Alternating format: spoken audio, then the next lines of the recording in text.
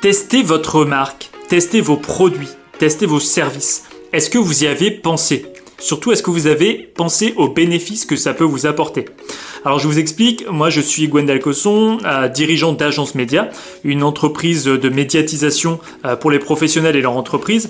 Et je suis également éditeur du média testavis.fr. Donc, je teste des produits pour des marques et j'édite du contenu éditorial que je vais ensuite référencer et viraliser sur les réseaux sociaux. Je vais les référencer sur les moteurs de recherche.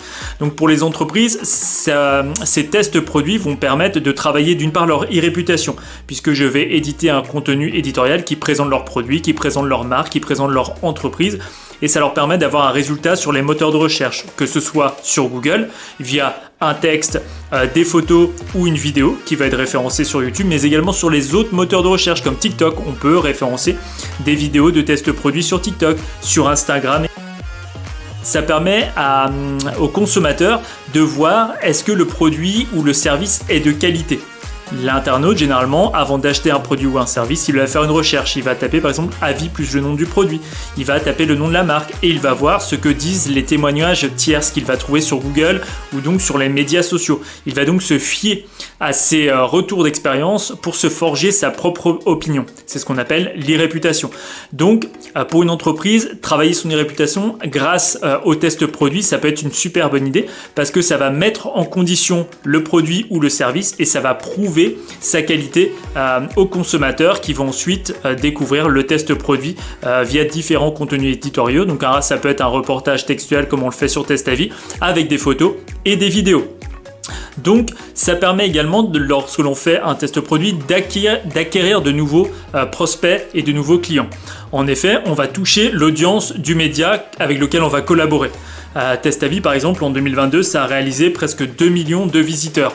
Ainsi, les entreprises qui vont faire un test produit sur Testavis peuvent toucher cette audience.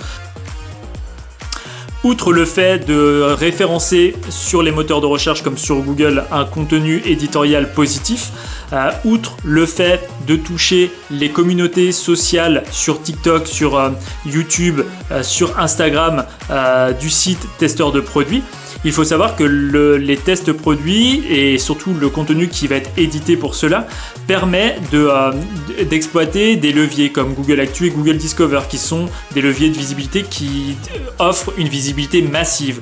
Et surtout, ça permet de toucher une audience qui a un réel intérêt pour les produits ou le service que vous valorisez.